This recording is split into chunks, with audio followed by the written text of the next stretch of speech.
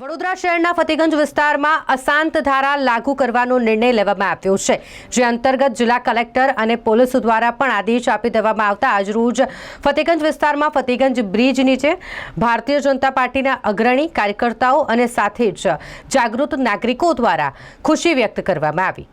શહેરના અલગ અલગ વિસ્તારમાં જ્યારે અશાંત ધારો લાગુ હોય અને ફતેગંજ વિસ્તારમાં અશાંત ધારા લાગુ કરવા માટે ઘણા પ્રયાસો ભારતીય જનતા પાર્ટી દ્વારા કરવામાં આવ્યા। રાવપુરાના ધારાસભ્ય બાળકૃષ્ણ શુક્લ તેમના દ્વારા પણ આ માટેના પ્રયાસો કરવામાં આવ્યા હતા। આખરે તેમની જે પ્રયાસ છે તે રંગ લાવ્યું અને ગુજરાત સરકાર તરફથી ફતેગંજ વિસ્તારમાં અશાંત ધારો લાગુ કરવા માટેની જે પરવાનગી છે તે આપી દેવામાં આવી છે અને માટે અશાંત ધારા લાગુ ફતેગંજ વિસ્તારમાં કરવામાં આવ્યું છે, જેને લઈને નાગરિકોમાં ખુશી જોવા મળી। તેઓ દ્વારા એકબીજાનું મોઢું મીઠું કરાવીને ખુશી વ્યક્ત કરવામાં આવી। અશાંત ધારાની અમે માંગણી કરેલી।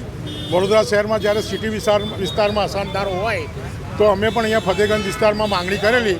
આજે બાળુભાઈ શુક્લાએ છેલ્લા 6 મહિનાથી પ્રયાસ કર્યા હતા અને આજે રાજ્ય સરકારે અમારી આ માંગણી પૂરી કરી છે।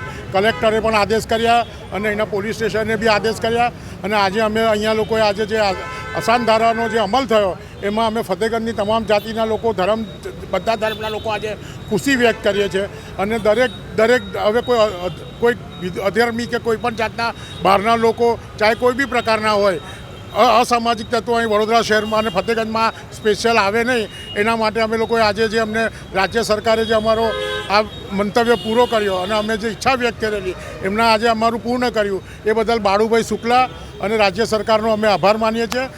આજે બાળુભાઈ શુક્લા આવવાના હતા પરંતુ કંઈક દિલ્હીના વિજયના કારણે આવી શક્યા નહીં, એટલે એમને અમને કીધું કે તમે જાતે જ ઉજવણી કરી નાખો, હું ફરી કોઈ વાર હું આવી જઈશ।